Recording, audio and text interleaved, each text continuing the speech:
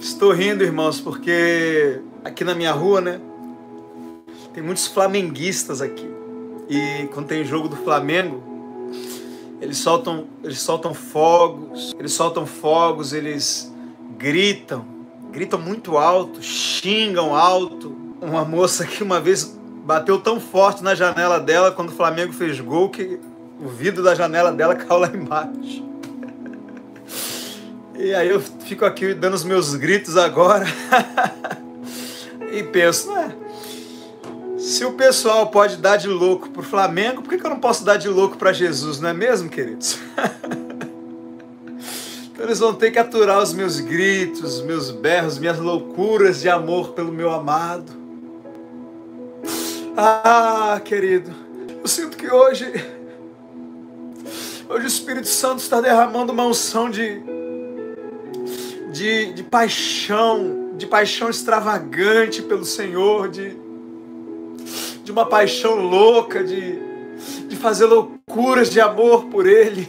A verdade é que a gente pode ficar aqui estudando sobre cura e sobre como nós temos autoridade para curar os enfermos, expulsar os demônios.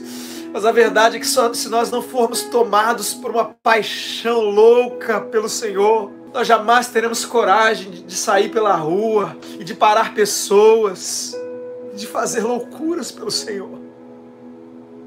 E de não estar nem aí pelo que vão pensar de nós. Ah, mas e se não for curado? Eu vou passar vergonha. Que passe vergonha, irmão. Mas que você passe vergonha crendo no Senhor, manifestando o seu amor pelo Senhor. Que a sua vergonha não seja um pecado, que a sua vergonha não seja um mau testemunho. Querido, aqui onde eu moro é uma comunidade, né? Então aqui as mulheres, elas de vez em quando elas brigam no meio da rua, uma arranca a roupa da outra, arranca o cabelo falso da outra fora, e por causa de homem, às vezes por causa de homem, às vezes os rapazes também brigam aqui, tá um junto com o outro ali, bem, vendo um jogo, tomando uma cerveja, daqui a pouco tá brigando, e daqui a pouco você começa a ouvir grito, né? Uma hora é grito de homem, outra hora é grito de mulher, e aí quando você vai ver, briga. E os ímpios, querido, eles fazem vergonha e parece que não ligam de passar vergonha, ou por causa de jogo, ou por causa de homem, por causa de mulher, ou por causa de droga, ou por causa de seja lá o que for. E nós, às vezes, temos tanta vergonha, né, meu Deus, eu vou ali falar de Jesus para aquela pessoa, o que ela vai pensar? Meu Deus, eu vou ali, eu vou tentar expulsar aquele demônio. Se o demônio me bater, irmão, eu não creio que o demônio vai te bater, porque a Bíblia diz, eis aí vos dou autoridade para pisar serpentes e escorpiões. Os demônios bateram em pessoas que não tinham, nem conheciam Jesus, né? Elas não tinham relacionamento com Jesus, elas não eram habitadas pelo Espírito Santo. E eu sinto, querido, que o Senhor está, hoje, a unção que eu sinto hoje aqui nessa live, é o Senhor dizendo, e aí? Eu fiz uma loucura por você. Eu fiz uma loucura por você. Eu saí do meu trono, eu saí da minha glória, eu me esvaziei, eu me fiz homem, eu andei no meio dos pecadores, eu sentei para comer com eles, eu me deixei ser humilhado e cuspido pelo meu próprio povo, aqueles que deveriam me honrar, aqueles que deveriam se curvar diante de mim, fizeram com que eu me curvasse para receber açoites, me colocaram numa cruz, o pior tipo de morte, a morte mais humilhante da época, porque escrito está, maldito aquele que for pendurado no madeiro, permiti que arrancasse minhas roupas. Querido, você acha que Jesus ficou lá na cruz igual as imagens que a gente vê por aí? Jesus ficou pelado, querido. Jesus ficou nu. Eles botam ali, né, uma cuequinha feita de pano. Os homens não usavam cueca naquela época, não. Cueca é um negócio inventado agora. Os homens usavam vestido, e aí era um vestido de baixo e outro vestido por cima. Tanto é que quando o sacerdote ia subir a escada do altar, a Bíblia diz que, né, não podia ter escada, para que quando o sacerdote fosse subir, não fosse vista, né, debaixo da túnica dele, a nudez dele.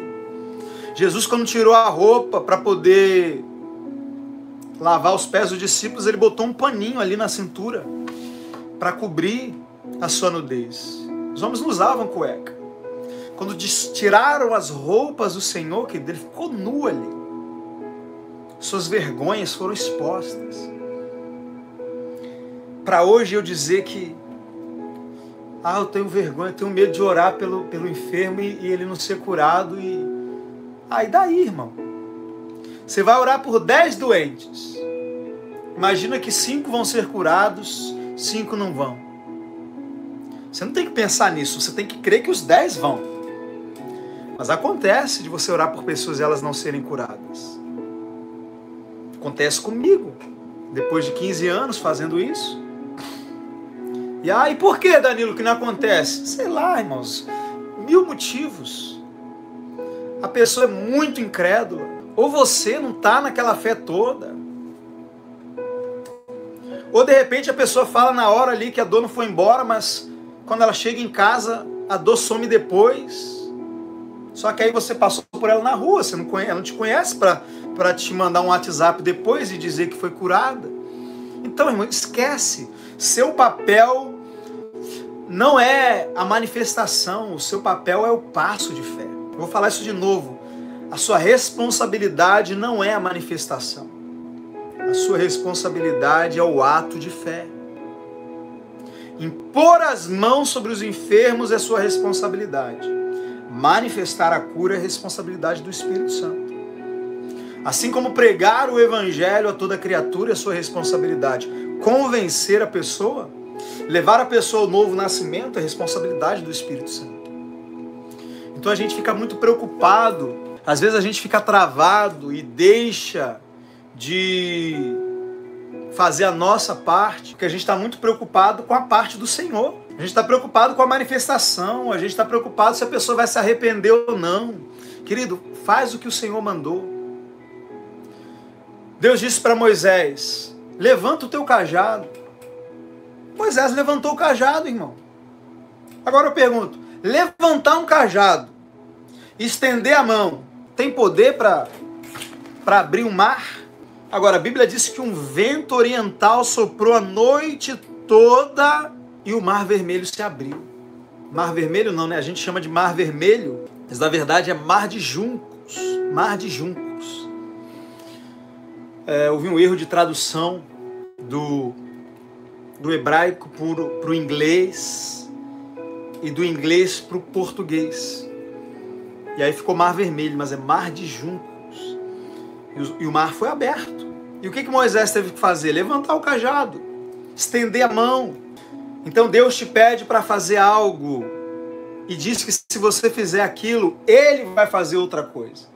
Então, Deus te pede para estender o cajado e a mão, Ele fere as águas. Deus te pede para rodear a muralha, Ele derruba a muralha. Então Deus te pede para fazer algo pequeno e Ele faz algo grande. O problema é que você quer se responsabilizar pelo algo grande e você não faz o pequeno. Danilo, mas e se eu botar a mão e não acontecer nada? Deus mandou você fazer alguma coisa acontecer? Deus mandou você impor as mãos.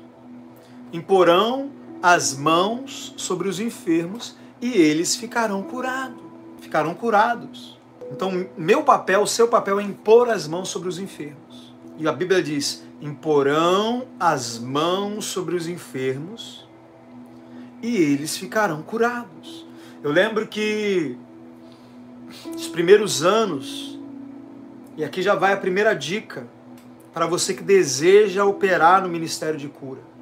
E talvez você pense que o ministério de cura é dos apóstolos, é dos evangelistas, é dos pastores. Querido, o ministério de cura e de expulsão de demônios é um ministério do crente. O ministério de cura e de expulsão de demônios é um ministério do crente. A Bíblia diz, esses sinais seguirão os que crerem. Não diz que os sinais seguirão os apóstolos, seguirão os pastores. Agora, é claro que um apóstolo, um evangelista, Claro que ele vai operar num nível maior. Ele precisa alcançar as multidões, ele precisa cumprir um chamado. Mas isso não quer dizer que no seu trabalho, na sua família, na sua rua, você não possa fazer uma bagunça, irmão. Fazer uma bagunça. A Bíblia diz assim, ó, chegaram até nós aqueles que têm transtornado o mundo. Irmão, talvez você não vai transtornar o mundo como um apóstolo às vezes faz. Mas o que você acha de começar a transtornar a empresa que você trabalha? O que você acha de começar a fazer uma bagunça na sua rua, na sua família? O que você acha de colocar o seu bairro de pernas para o ar? Não, expulsar demônio não é chamado de libertação. Expulsar demônio é ser crente, irmão. Crente expulsa demônio. A gente precisa parar com esse negócio de expulsar demônio é para quem tem um chamado de libertação. Irmão, crente expulsa demônio. O crente expulsa demônio. Durante muito tempo, o crente ele foi roubado da sua identidade. Meu irmão, você é um expulsador de demônio. Irmão. Você é um curador de enfermo. Vamos lá. Abra sua Bíblia aí no Evangelho de Lucas. Evangelho de Lucas, capítulo 9. A Bíblia diz que o discípulo não é maior do que o mestre, mas basta o discípulo ser igual ao seu mestre. Ali estava falando de Jesus, né? Ninguém vai ser maior que Jesus. Porém, Jesus disse, aquele que crê em mim fará as mesmas obras que eu faço e obras maiores ainda. Então, querido, se você me segue por exemplo, né, tem um rapaz aqui, o irmão Alexandre, que hoje é o meu diácono, ele está aí no chat, ele está moderando aí o chat, e ele começou a me seguir deve ter o quê? Quase 2 anos, né, Alexandre? 2 anos, né, Alexandre? E assim que ele começou a me seguir, e na época, era a época que eu estava falando mais sobre batismo com o Espírito Santo, ele começou a orar pelas pessoas, para que elas recebessem batismo com o Espírito Santo. E sem que eu pedisse, ele começou a ligar para as pessoas, se oferecendo para ministrar o batismo com o Espírito Santo, e as pessoas começaram a testemunhar ali no grupo, que estavam sendo batizadas. Tem outro irmão, o irmão Francisco Correia, pastor Francisco. Do mesmo jeito, ele pegou a palavra, tem um vídeo meu aqui, como ministrar o batismo com o Espírito Santo. Ele assistiu esse vídeo e ele orou pelas filhas dele, pelos genros dele, e ele trabalha lá no centro de recuperação e ele começou a orar pelos jovens lá. Então, querido, esse canal aqui não é para você vir aqui e ficar aqui, nossa, olha que maravilha, o irmão Danilo orando pelas pessoas, olha quantas pessoas sendo batizadas com o Espírito Santo. Esse canal, querido, é para que você veja, aprenda e faça. Ser discípulo não é ficar seguindo alguém, batendo palma e admirando. Ser discípulo é olhar, aprender e reproduzir. Então, quando eu digo, me chama aqui no WhatsApp, eu quero discipular você. Amém. Eu vou. Se você está com problema hoje, com pecado, tem pessoas que me procuram e estão extremamente presas em vícios, em doenças, em circunstâncias terríveis. E amém, eu vou te ajudar a sair dessas circunstâncias. Mas depois que você sair, querido, eu vou dar um empurrão nas suas costas e eu vou falar, agora vai e faz o mesmo por alguém. Então esse discipulado, ele é um discipulado de verdade, porque muitos discipulados que tem por aí são discipulados para você ficar ali num berçário eterno. Eternamente você ali num berçário, seguindo alguém e não se tornando igual a essa pessoa. Jesus nos chamou Pedro e falou, vinde após mim e você vai me ver sendo pescador de homens. Eu vou pescar homens e você vai ficar vendo eu pescar homens. Não, Jesus diz, eu vou fazer de você pescador de homens. Então esse discipulado, querido, não é para que você seja um seguidor. Não é para que você... Sim, você se torna meu filho na fé. Mas eu não quero ser pai de filhos somente. Eu quero ser pai de pais. Eu quero ser pai de pais. Eu quero que os meus filhos na fé se tornem pais. Como diz o meu pai na fé, ele está tão feliz pelo que Deus tem feito na minha vida. E ele diz, uau, agora Deus está me dando netinhos. Eu também quero isso, irmãos. Eu quero uma descendência espiritual. Então eu tenho falado de cura. Semana passada nós passamos a semana inteira falando de cura para que você seja curado, para que você ande em saúde. Mas nós vamos continuar falando de cura para que você cure as pessoas. Ah, Danilo, como assim eu curar as pessoas? Eu pensei que era Jesus que curava as pessoas. Bom, vamos ler aqui Lucas 9. Vamos ver quem é que cura as pessoas.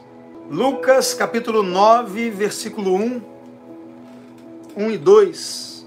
Abre aí a sua Bíblia. Aproveitando a deixa aqui do Alexandro. Você não precisa esperar o final da live, nem para mandar mensagens. Aproveita que toda hora o número aparece aí, do WhatsApp. E nem para ofertar, irmãos. Se durante a live o Espírito Santo te tocar para ofertar, oferte. Que se eu ver aqui na hora a sua oferta, eu vou te abençoar aqui também na hora. Proclamando o reino e curando os doentes. Você achou aí? Lucas capítulo 9, verso 1 e 2 diz assim: havendo Jesus convocado os 12, concedeu-lhes poder e autoridade para expulsar os demônios e para que eles realizassem curas. Veja, Jesus não falou assim, olha, vocês vão, eu vou curar através de vocês. Embora, é claro que a gente sabe que quem cura é o Senhor.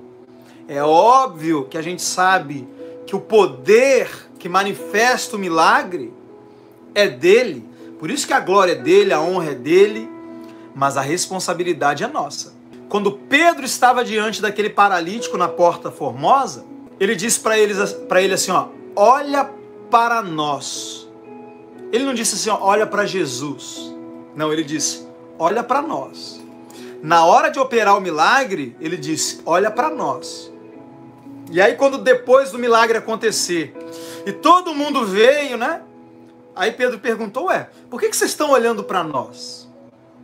Como se por nossa própria santidade ou pelo nosso próprio poder nós tivéssemos feito esse homem andar. Olha que interessante, né? Para o paralítico ele disse, olha para nós.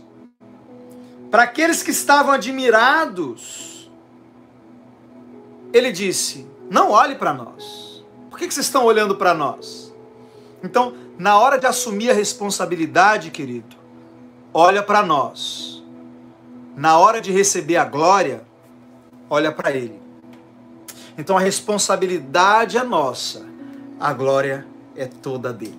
Porque sem ele, nada podemos fazer.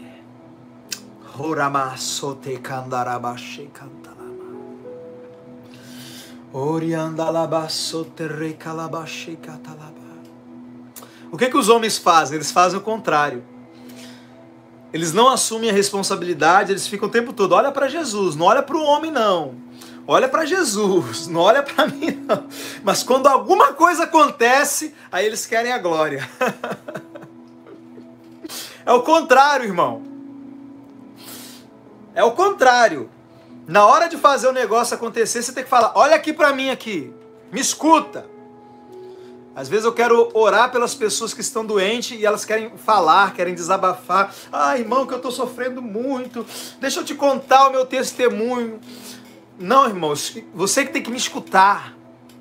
Falar do seu problema não vai resolver ele. Eu falar para você de Jesus vai resolver o seu problema.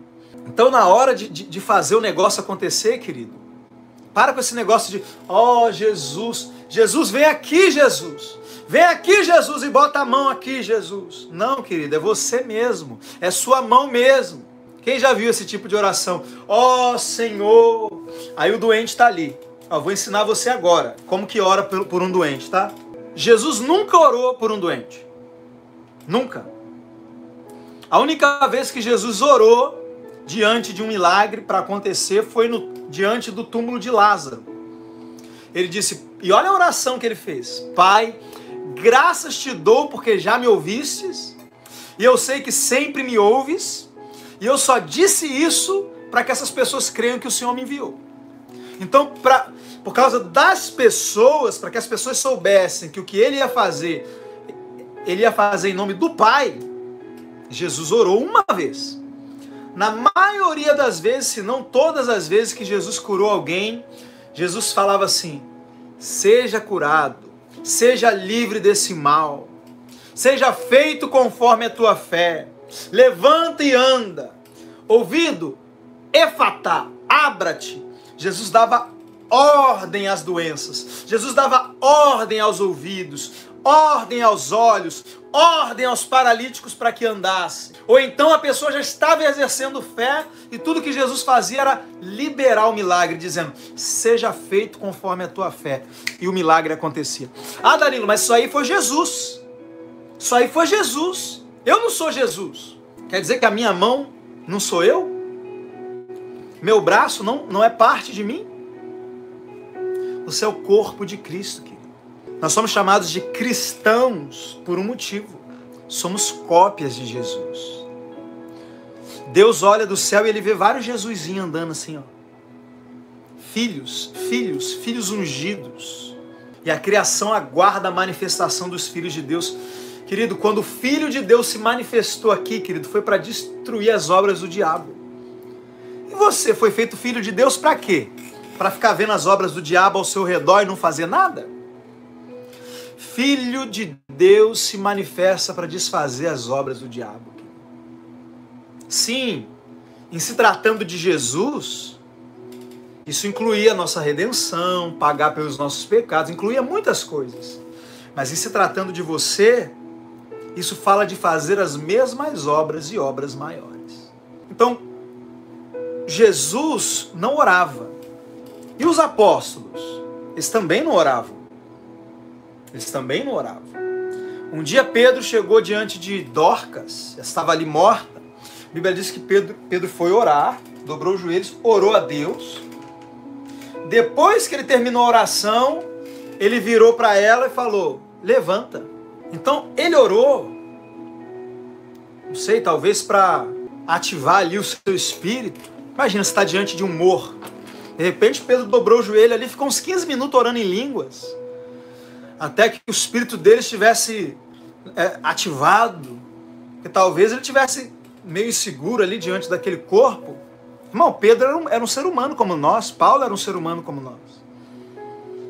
Então, amém. Você vai orar por alguém, você está ali meio inseguro, gasta ali uns minutinhos,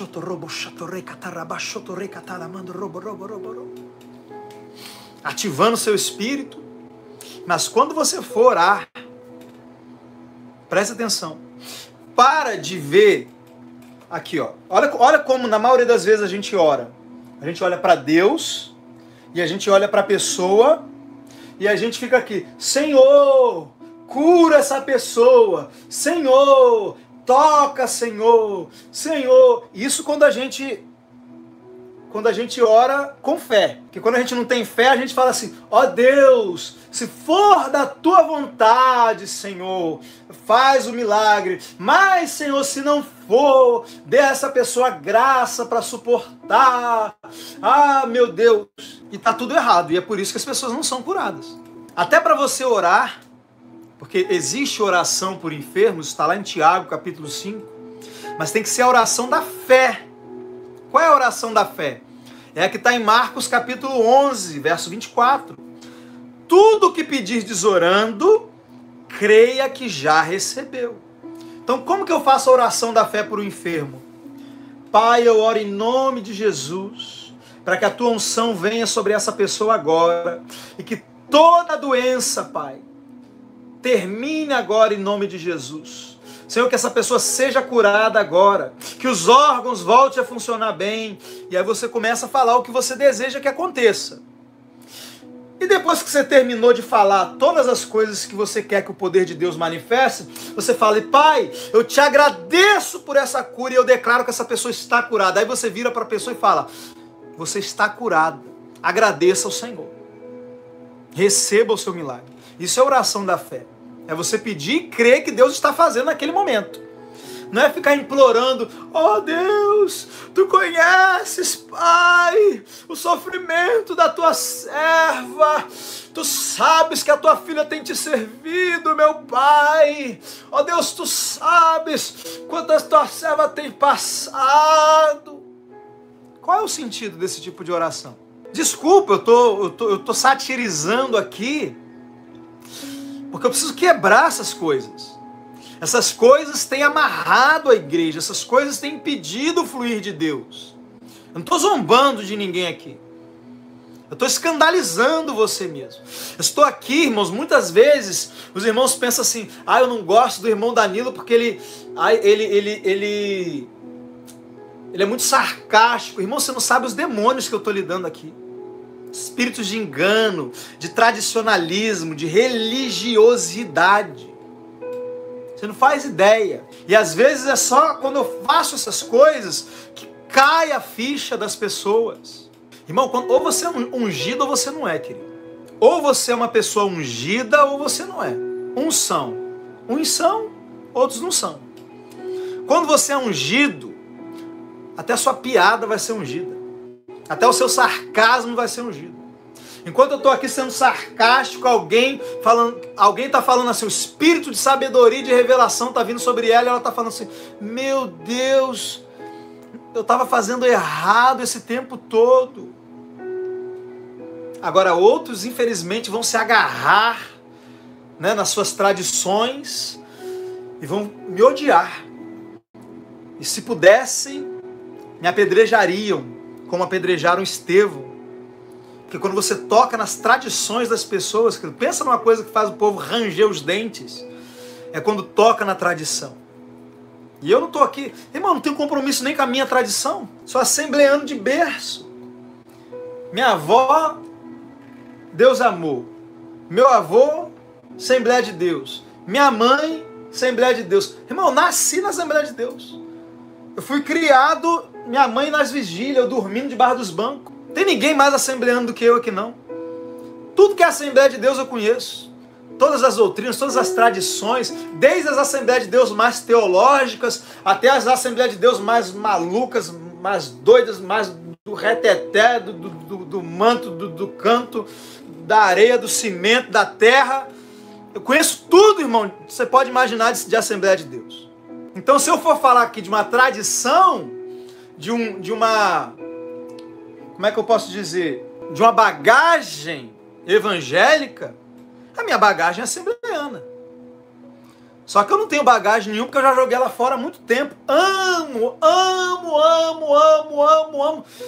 de paixão a Igreja Assembleia de Deus. Aqui onde eu moro, a maioria dos irmãos com quem eu me relaciono, que passam por mim, me dão a paz do Senhor, são assembleanos. E eu amo esse povo. E nós temos uma dívida de gratidão com a Igreja Assembleia de Deus, que é o fato de que se não fosse a Igreja Assembleia de Deus, querido, não tinha fogo aqui nesse país. Não tinha fogo nesse país. A Assembleia de Deus é responsável, irmão. Batismo com o Espírito Santo, falar em línguas. Se hoje nós conhecemos os dons espirituais, devemos isso à Igreja Assembleia de Deus. Devemos isso aos 2 missionários. Gunnar, esqueci o nome, não sei nem como é que pronuncia. Gunnar não sei o que e não sei o que. Se alguém souber aqui, bota aqui nos comentários. Meu avô que vivia falando desses 2 missionários. Que vieram lá do avivamento da Rua Azusa. E trouxeram o fogo do Espírito Santo. E assim nasceu as Assembleias de Deus. Nasceu no meio do fogo. Agora, é óbvio, como todo movimento, com o passar do tempo, vai se enrijecendo. Vai agregando tradições, doutrinas de homens. E a Assembleia de Deus ela é um universo, né? Você tem a Assembleia de Deus mais bíblicas, mais tradicionais. Você tem a Assembleia de Deus mais do reteté, mais do fogo, né? Isso aí, ó, o irmão aqui já colocou aqui, ó, Vida no Campo, Gunnar Wiggen e Daniel Berg. Isso, é isso aí mesmo. Então nós temos uma dívida muito grande com a Igreja Assembleia de Deus por nos trazer e manter o fogo do Espírito Santo aqui no Brasil. Quando esses irmãos vieram para cá, a maioria das igrejas ou era presbiteriana ou era batista. Esses irmãos foram muito perseguidos. Muito perseguidos. Então, assim, eu tenho um chamado. Ninguém aqui confronta.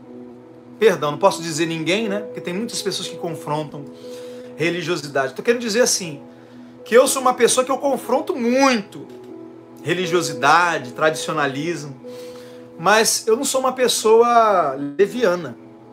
Não sou uma pessoa leviana. Vou dizer aqui que Assembleia de Deus não presta. Irmão, a Assembleia de Deus é uma bênção, irmão. É uma bênção. Entre você estar numa Assembleia de Deus e você estar dentro de uma geladeira, irmão, fica na Assembleia de Deus.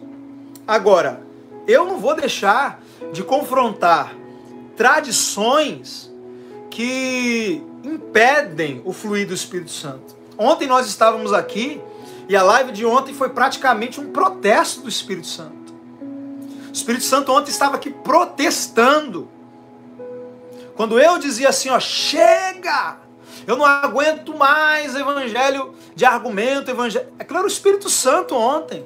Então, irmãos, voltando aqui ao assunto da oração. Então você não ora por um doente como se você estivesse tentando convencer a Deus de curar o doente. Na verdade, Deus é que está tentando te convencer que você pode curar o doente. Deus, enquanto você ora tentando convencer Deus a curar, o Espírito Santo está tentando te convencer, filho, cura. Eu já te dei autoridade, eu já te dei poder, já te dei permissão. Cura essa pessoa em nome de Jesus. Então, enquanto o Espírito Santo está tentando me convencer de que eu posso curar os enfermos, muitas vezes eu estou ali orando, tentando convencer Deus a curar. Então a oração pelo enfermo, ela não é para convencer Deus a curar. Ela é para dar para Deus a legalidade que Deus precisa, a oportunidade que Deus precisa para curar. Curar Deus já quer, irmão. Curar Deus quer o tempo inteiro. Só que nem sempre Ele encontra um filho crendo para que Ele possa fazer isso. Amém? Então vamos lá, vamos continuar o texto aqui. Havendo Jesus convocado os 12, concedeu-lhes poder e completa autoridade para expulsar os demônios, assim como para realizarem curas. Igualmente os enviou a proclamar o reino de Deus e curar os doentes. Então eles foram enviados para proclamar o reino de Deus e para curar os doentes. Curar doentes é um envio. Nós não só somos chamados para pregar o evangelho, ficar por aí entregando panfletos, Jesus te ama, Jesus te ama, Jesus te ama. Irmão, pensa numa coisa assim que eu acho, sabe, uma preguiça. Glória a Deus, irmãos. Porque tem gente que nem de casa sai. Tem gente que nem tem coragem de falar de Jesus para ninguém, não faz nada. Mas, se é para sair, irmãos, vamos pregar o evangelho. Entregar panfleto não é pregar o evangelho. Pregar é proclamar. Deus, existe um mistério por trás de pregar com a boca. Presta atenção. Existe um mistério por trás de você pregar com a sua boca. A boca ela é criativa. Quando você prega o evangelho, quando você fala de Cristo para alguém, você está ali na condição de criador diante da criatura. Lembra quando Deus dizia para a terra, produza, os mares produzam. Deus não deu panfleto, aqui mar, ó, toma um panfletinho aqui. Aí o mar pegou o panfleto, Jesus te ama, um versículo aqui. Não, Deus disse, os apóstolos proclamavam o evangelho. A igreja primitiva, a Bíblia diz, e os que foram dispersos iam por todas as partes, anunciando o evangelho. O evangelho tem que sair da sua boca, querido. Panfleto é uma manifestação da nossa vergonha. Panfleto é uma manifestação da nossa falta de ousadia, da nossa timidez. Ou talvez as pessoas não conhecem o Evangelho, e porque não conhecem, não sabem pregar o Evangelho. E ao invés de sair pregando o Evangelho, elas saem distribuindo panfletos. Agora, se você for usar o panfleto como uma estratégia, você dá o panfleto para a pessoa aqui, ó, Jesus te ama. Só para chegar na pessoa. Amém, chegou na pessoa, mas e agora? Vai dar o panfleto e vai sair fora? Não. Você não deu nem tempo. Você já pensou, irmão? E se o Espírito Santo quiser te dar uma palavra de conhecimento? Uma revelação sobre a vida dessa pessoa? Calma, irmão. Chegou para evangelizar alguém? Amém. Dá o panfleto.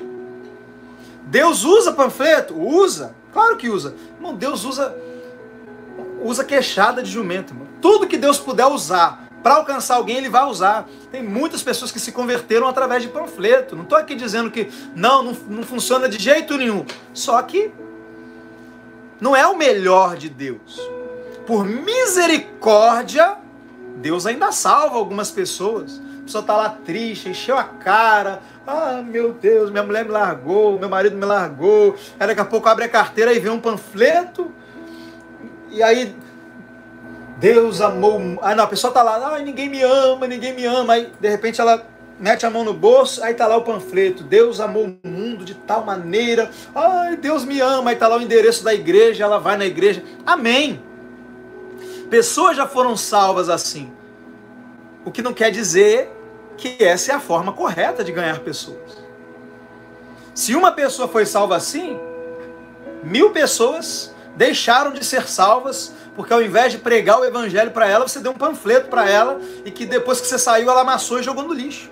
Então você tem que parar e entender, peraí, eu sou uma pessoa cheia do Espírito Santo. O Espírito Santo habita em mim, ele quer se manifestar através de mim. Agora, se você não dá nem tempo para ele se manifestar, dá o panfleto e sai correndo. Tem gente que te dá um panfleto, irmão, parece que ela está com medo até de te dar o panfleto. Ela dá o panfleto e sai correndo. Aqui, ó, Jesus te ama. E já vai correndo procurar outra pessoa. Então, amém. Usa o panfleto como uma forma de chegar na pessoa. Mas depois que você chegou, não vai embora, irmão. Como diz aqui, né, na gíria carioca, marca um 10. Marcar um 10 ali. O que é marcar um 10, Danilo? É ficar pelo menos 10 minutinhos ali, puxando assunto. Ah, mas tem muita gente para evangelizar. Irmão, não adianta você querer dar panfleto para 100 pessoas e não ganhar nenhuma. É melhor você parar em uma pessoa e gastar o tempo daquele evangelismo ali com uma pessoa e levar ela para Cristo. E tem isso também, né? A maioria das vezes que as pessoas vão fazer evangelismo, elas não vão para levar as pessoas para Cristo. Elas vão para levar a pessoa para a igreja. Ah, vamos lá na minha igreja, que vai ter um culto abençoado hoje. Aí a pessoa, não quero ir para a igreja. Irmão, chamar a pessoa para a igreja não converte ninguém. O máximo que você está fazendo é levar um ímpio para a igreja. Agora, e se você falar de Jesus para aquela pessoa?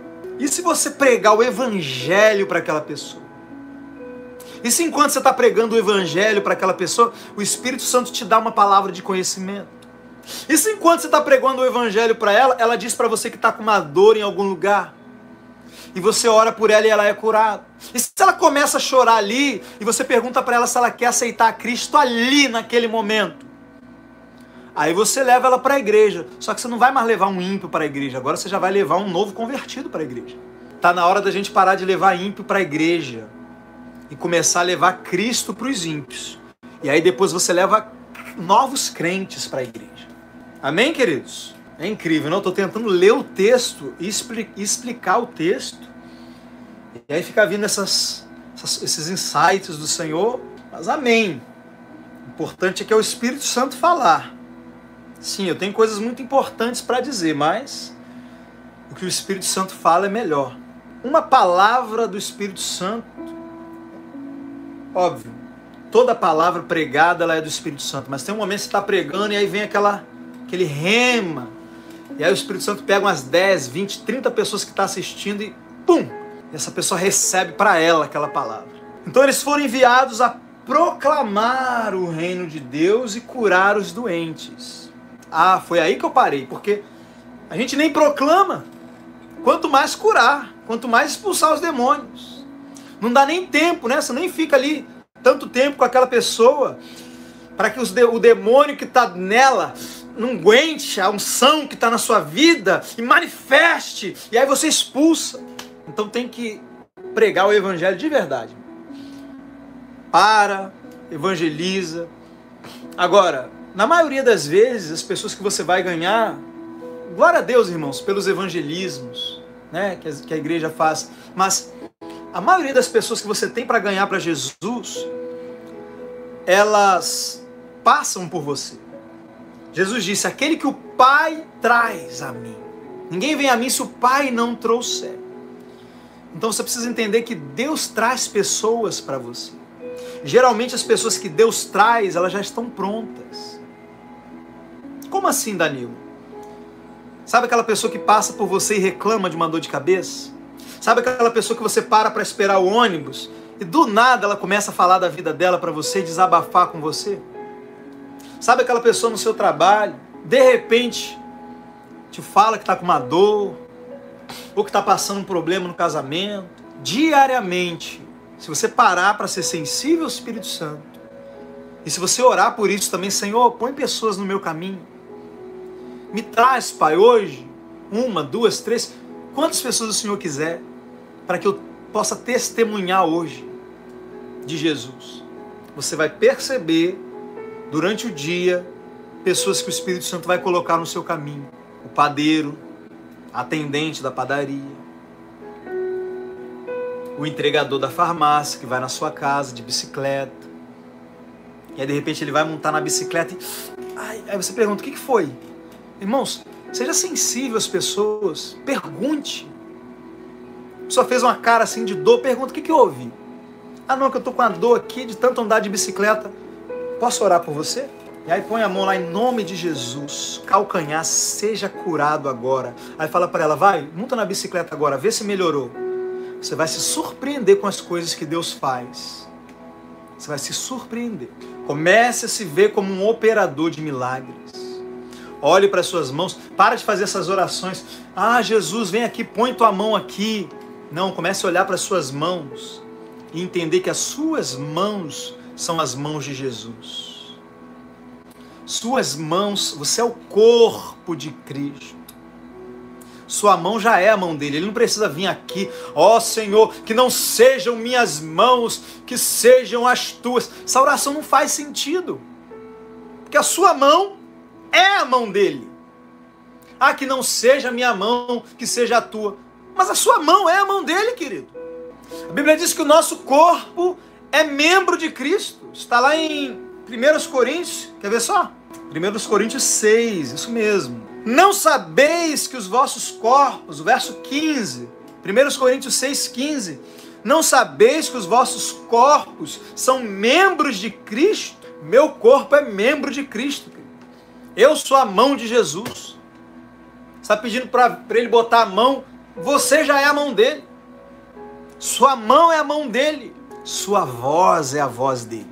Lá em Apocalipse, quando João vê o Senhor em glória, e a Bíblia diz que a sua voz era como voz de muitas águas. Presta atenção. Lá em Apocalipse diz que a voz de Jesus é como voz de muitas águas. Aí você imagina uma cachoeira. Nada disso, irmão. No mesmo livro de Apocalipse, a Bíblia diz que as muitas águas são povos, tribos, línguas e nações. Então, Danilo, o que significa a voz do Senhor é como voz de muitas águas? A Bíblia diz que Jesus nos comprou para Deus, homens de toda língua, povo, tribo e nação. O que são muitas águas? Povos, línguas, tribos e nações. Quem são os povos, línguas, tribos e nações que são a voz do Senhor?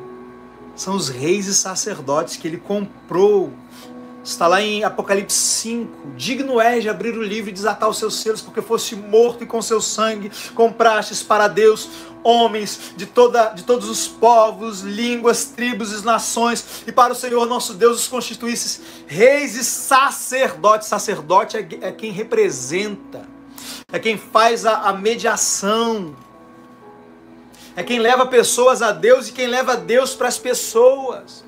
Então por que a voz de Jesus é como voz de muitas águas? Está falando da igreja, querido, a igreja constituída de povos, línguas, tribos e nações. Então a igreja espalhada pelo mundo que prega o evangelho, essa é a voz de Jesus no mundo hoje. Por isso que a voz do Senhor é como voz de muitas águas, porque a voz do Senhor é a voz da igreja. E no mesmo texto, Apocalipse capítulo 1, quando João diz que a voz dele era como voz de muitas águas, ele também diz: e ouvi atrás de mim uma voz como de trombeta.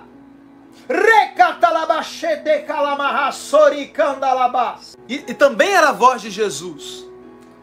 Por que a voz de Jesus era como uma voz de trombeta? E aí quando ele virou para ver Jesus, Jesus estava no meio dos 7 castiçais. E os 7 castiçais são a igreja. Então antes de ver Jesus, João viu a igreja. Onde Jesus está, onde Jesus se manifesta. E aqui eu não estou falando daquele templo físico, das 4 paredes. Eu estou falando do povo dele. Jesus se manifesta através do seu povo. Ele fala através do seu povo. Ele cura através do seu povo. Por que a voz de Jesus era como voz de trombeta? E Jesus começa a falar com João: escreve as 7 igrejas. E aí ele começa a falar o nome das igrejas: Éfeso, Pérgamo, Tiatira, Esmirna, Filadélfia, Laodiceia. E aí ele fala o nome de 7 igrejas. Mas se a voz era como de trombeta, o que João ouviu? João ouviu 7 trombetas. 7 trombetas. Enquanto Jesus falava o nome das igrejas, eram 7 trombetas tocando. Por isso que quando você vê no restante de Apocalipse, tem 7 trombetas tocando. Aí diz: um anjo tocou a trombeta. Aí você acha que vai vir um anjo lá do céu e vai tocar a trombeta. Isso está falando da voz profética da igreja. Mas está dizendo que é um anjo, Danilo, que toca a trombeta. Quem são os 7 anjos da igreja no início de Apocalipse? Não são os líderes da igreja? Então 7 trombetas. As trombetas que vão tocar durante a tribulação, querido, são palavras proféticas na igreja. É um mover profético na igreja. Ah, mas está dizendo que a trombeta vai tocar e vai acontecer um sinal. É porque Deus não faz coisa alguma sem antes revelar os seus santos e os seus profetas. Então antes que as coisas aconteçam, a igreja vai profetizar. Vai ter um tsunami!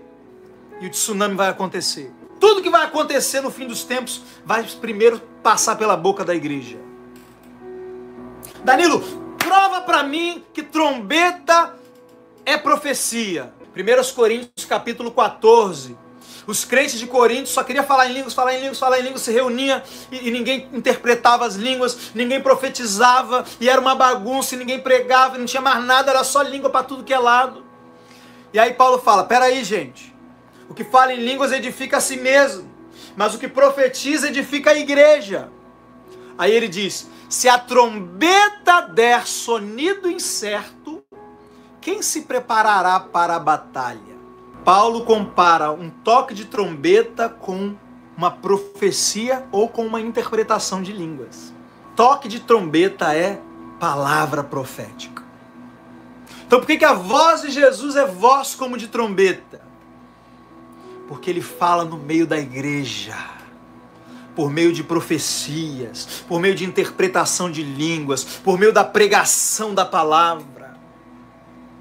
Então tanto a voz como de trombeta, como a voz como de muitas águas, está falando a mesma coisa. Jesus fala por meio da sua igreja.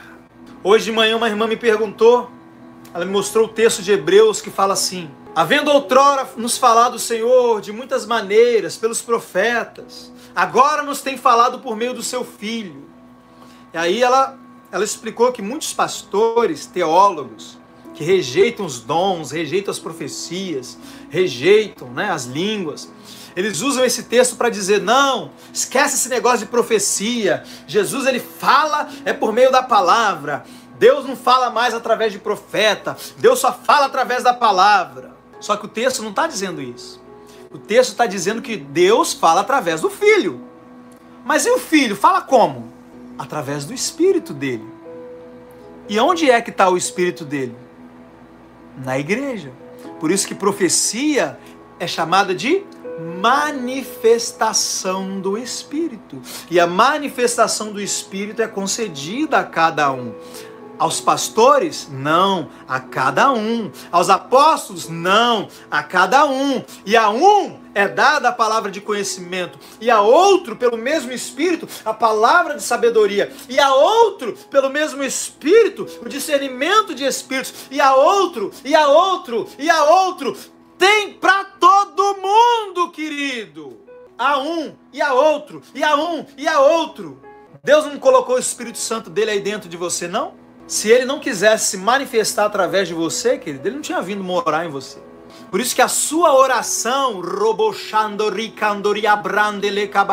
Paulo diz que é o Espírito Santo que intercede com gemidos inexprimíveis. Mas não sou eu que estou orando? Não é o meu Espírito que ora de fato?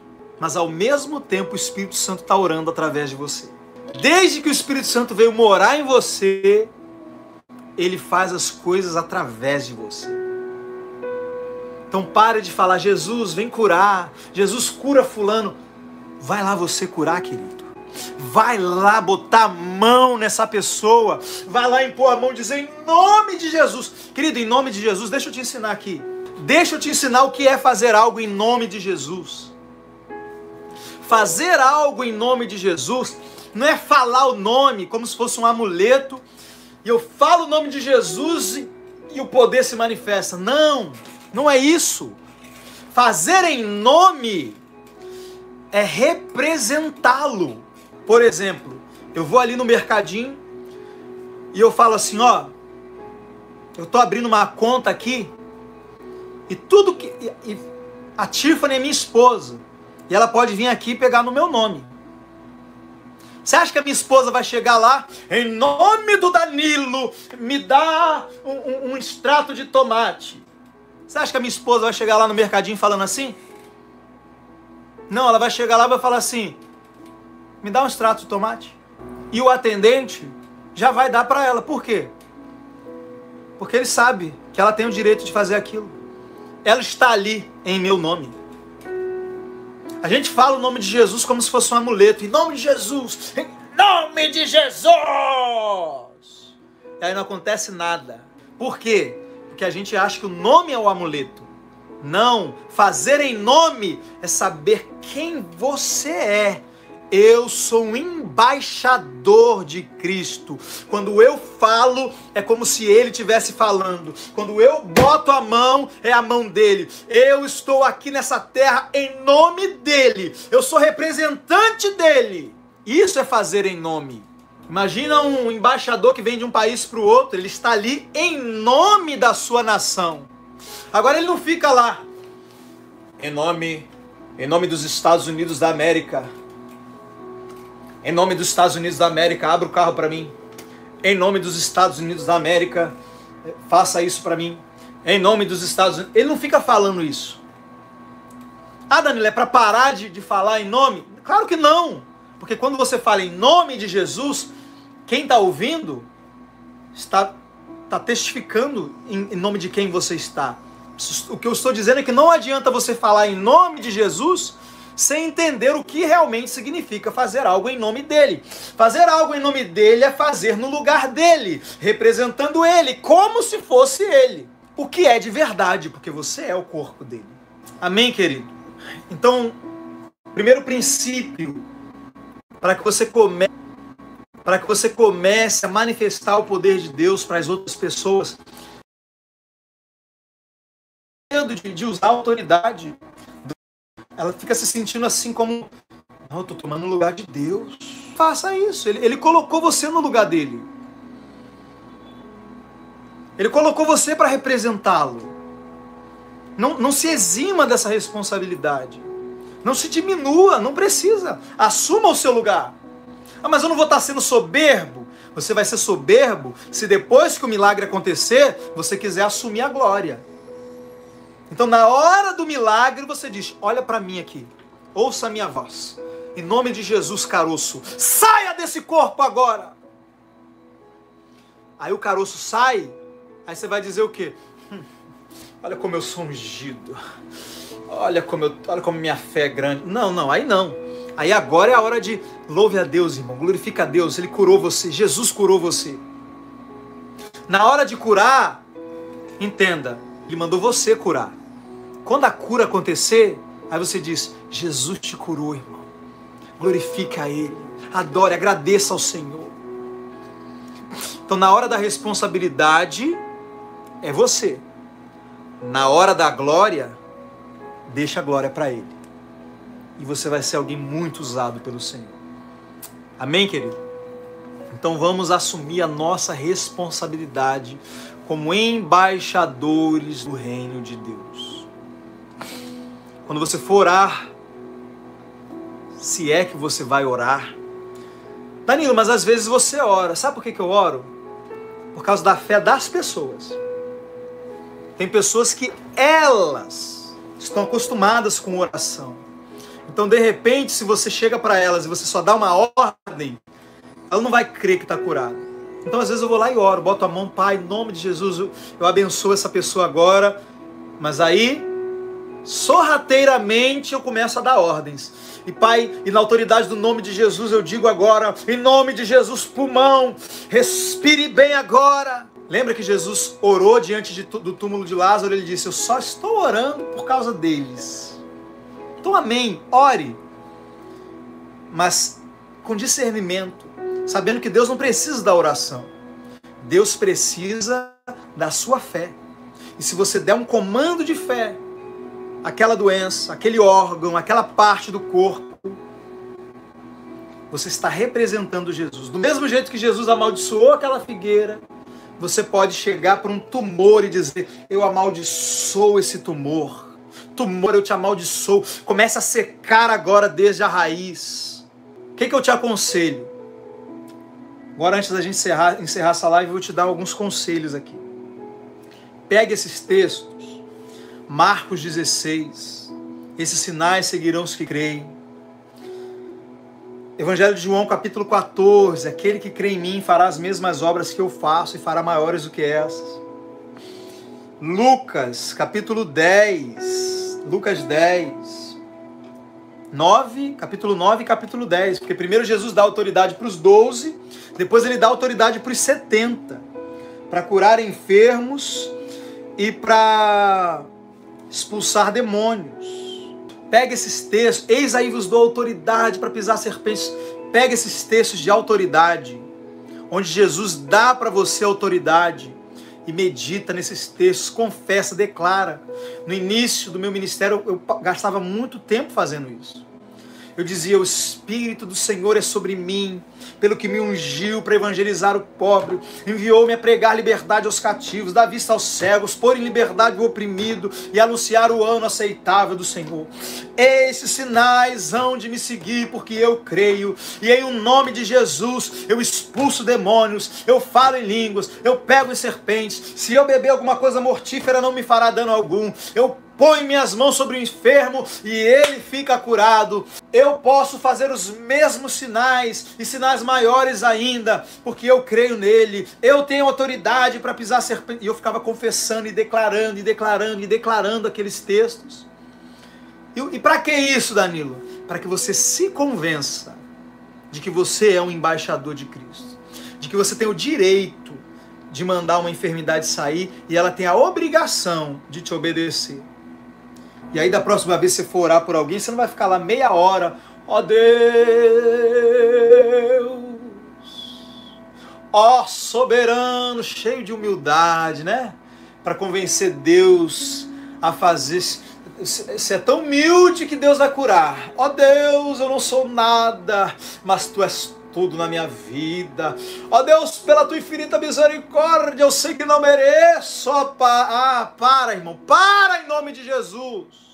Essa oração não resolve nada. A oração da fé salvará o doente. Pare de chegar diante de Deus e ficar tentando mostrar humildade.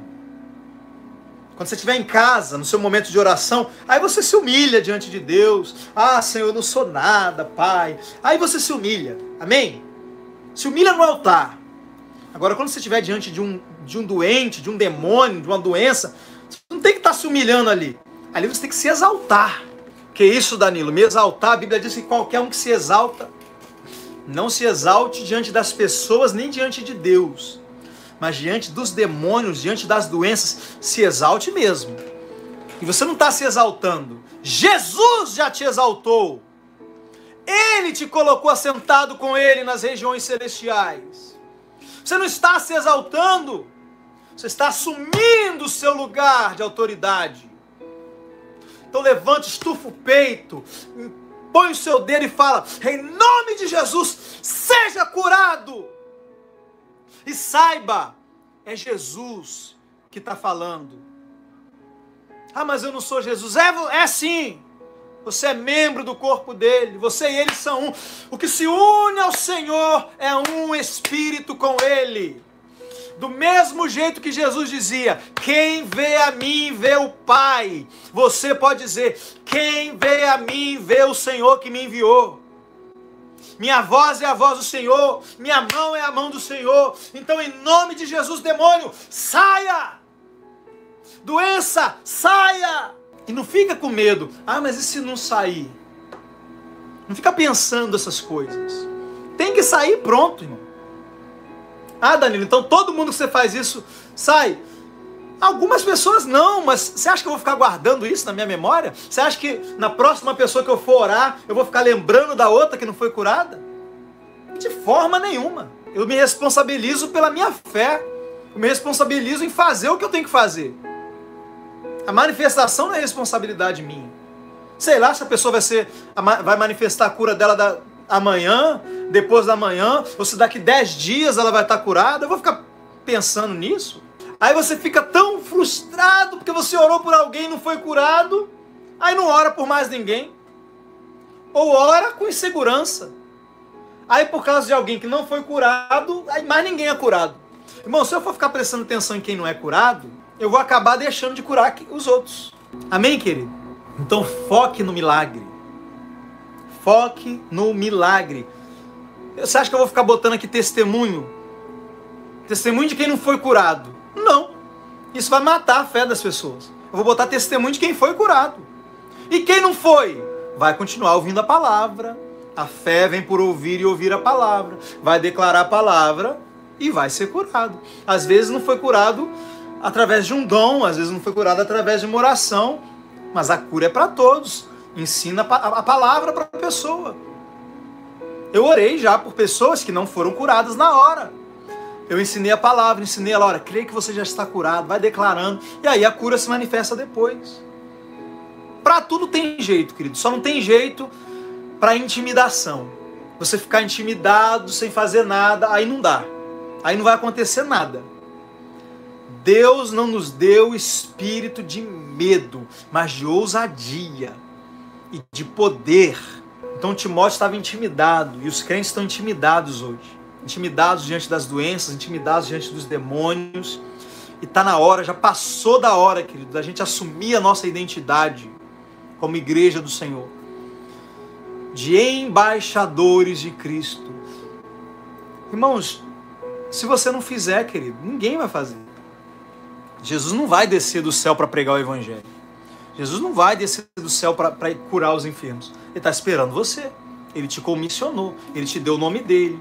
Ele te deu autoridade. Ele te deu o Espírito Santo. E depois, aí ele falou: agora ide.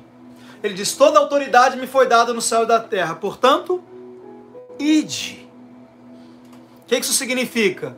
Toda autoridade me foi dada nos céus e na terra. Agora vai debaixo da minha autoridade. Porque debaixo da minha autoridade o milagre está garantido. Amém, queridos? Vamos encerrar por hoje. amanhã estamos aqui mais uma vez, ativando o sobrenatural na nossa vida. Vamos andar no Espírito, vamos andar no poder. Como tem que estar a nossa vida diante de Deus para ministrar cura?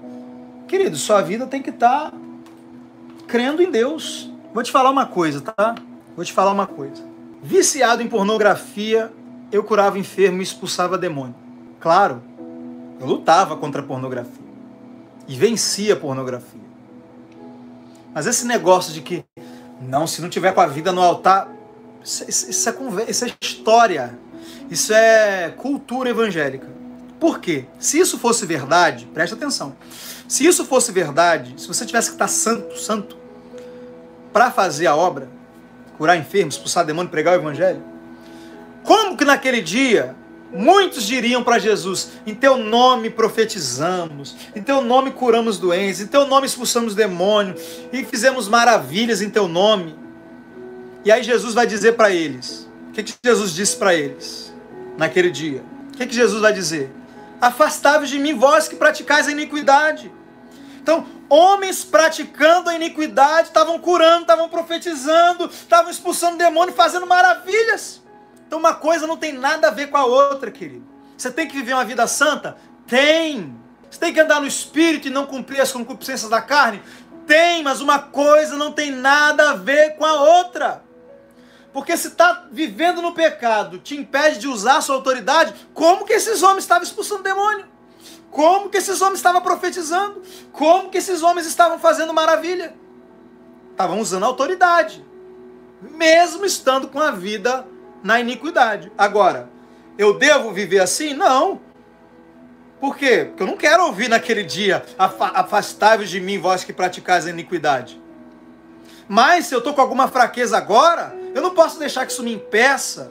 Eu não vou deixar um doente passar por mim. Não vou orar porque ontem eu caí, vi pornografia. Uma coisa não tem nada a ver com a outra, irmão. Vai lá, faz o teu papel de crente, dá um milagre para aquela pessoa. E em casa você lida com as suas fraquezas. Vai orar em línguas, vai jejuar, vai lutar contra o pecado. Mas uma coisa não tem nada a ver com a outra. Não deixe o diabo usar as suas fraquezas para impedir a manifestação do poder de Deus na sua vida. Vou te falar mais. Como eu não tenho problema nenhum de contar meus podres, porque os meus podres já foram lavados pelo sangue de Jesus. Eu me lembro de uma vez, eu havia acabado de cair na pornografia. Acabado. Aí eu saí e fui na rua. Passou um mendigo por mim e veio até mim. Pediu uma esmola. E aí quando eu pus a mão nele, ele manifestou um demônio. Olha que interessante. Eu havia acabado de pecar. Os irmãos não se escandalizem, tá? Eu havia acabado de usar as minhas mãos como instrumentos de iniquidade. Mas quando eu coloquei as mãos naquele mendigo, ele manifestou um demônio. Porque mesmo eu tendo usado as minhas mãos como instrumentos de iniquidade, eu ainda era o corpo de Cristo. Por isso que Paulo, lá em 1 Coríntios capítulo 6, aqueles irmãos que estavam caindo na prostituição, Paulo fala: vocês não sabem que o vosso corpo é o templo do Espírito Santo? Mesmo eles pecando, o corpo deles ainda era o templo do Espírito Santo. E justamente por isso eles tinham que parar de fazer o que eles estavam fazendo. Agora, nesse dia, eu havia acabado de pecar. Quando eu pus a mão naquele mendigo, eu não tinha intenção nenhuma, eu estava até inseguro, né? Porque eu havia pecado. Pus a mão nele, ele manifestou um demônio, aí que eu fiquei mais inseguro ainda, porque na hora o diabo vem: e agora? Você pecou, e agora? O que você vai fazer? Na minha mente, sabe o que eu fiz? Pequei, na minha mente, pequei contra o meu Senhor. Depois eu me entendo com o meu Senhor. Você não tem nada a ver com isso, demônio. Meus pecados e fraquezas é entre mim e o meu Senhor. Você tem que me respeitar, porque eu não estou aqui em meu nome.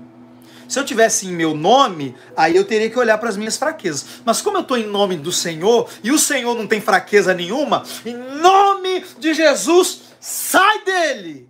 E o demônio saiu, querido. Eu havia acabado de pecar e eu expulsei aquele demônio da vida daquele homem. É por isso que naquele dia muitos vão ouvir: Afastai-vos de mim, vós que praticaram iniquidade. Por quê? Porque eu não estava de falsidade com Deus. Eu não estava usando o fato de que eu podia expulsar demônios e curar enfermos para permanecer no pecado. Tanto é que eu não permaneci. Tanto é que pornografia há muitos anos já não faz parte da minha vida. Se fizesse, eu não teria essa cara de pau de vir aqui ficar falando isso e inclusive ajudar pessoas como eu ajudo, que hoje estão nessa dificuldade. Mas qual era o problema desses homens? É que o fato do demônio sair, o fato da doença sair, eles pensavam, então tá tudo bem. Deus não liga para o meu pecado. E permaneciam no pecado, vivendo deliberadamente em pecado. E a Bíblia diz que se vivermos deliberadamente no pecado, já não resta sacrifício pelos pecados. Então não, você não precisa estar totalmente santo, totalmente, minha vida no altar. Não, querido, você só precisa estar em Cristo e crer no poder e na autoridade do nome de Jesus. E você, do jeito que você está agora, você pode expulsar demônio e curar enfermo. Amém, querido? Os demônios que bateram naqueles jovens, não bateram neles porque eles tinham pecado, não bateram neles porque eles tinham falhas, bateram neles porque eles não eram crentes. Eles não criam em Jesus, eles não tinham uma aliança com Jesus. Eles foram expulsar o demônio em nome de Jesus a quem Paulo prega. Como assim?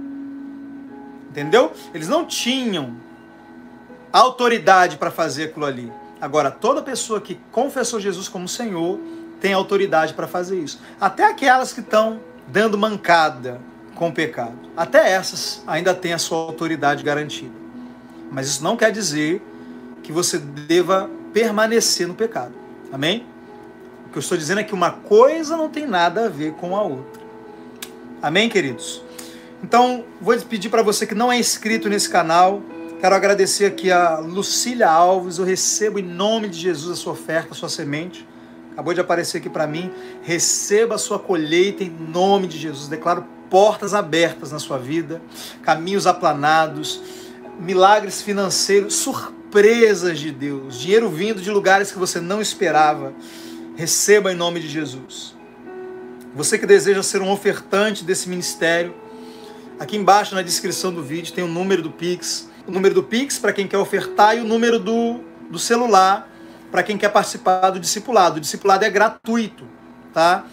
Nenhum dos nós não temos materiais pagos. Todo o ensino é gratuito. Você vai me chamar, eu tenho um horário certo. Então, se inscreva no canal, ative o sininho, deixa o like, comenta, compartilhe o vídeo e me chama no WhatsApp. Pega os números que estão aqui na descrição do vídeo, tá bom? E venha participar desse discipulado. Vou te colocar nos grupos para você fazer as suas perguntas. Amém, queridos? Então, é isso. E o dia todo você pode mandar mensagens, tá bom? Mas vai ter um horário que eu vou responder, né? Porque eu tenho outras coisas para fazer, tenho os meus estudos, minha vida de oração, tenho família, 3 filhos pequenos. Então eu tenho um horário certo de responder as mensagens. Só para você não achar que, mandei mensagem para o pastor Danilo, tem 1 hora já, ele não me respondeu. Não estou te ignorando. Então tem o horário certo que eu vou te responder, e sem falar que são muitas pessoas para responder. Mas eu sempre respondo. Amém?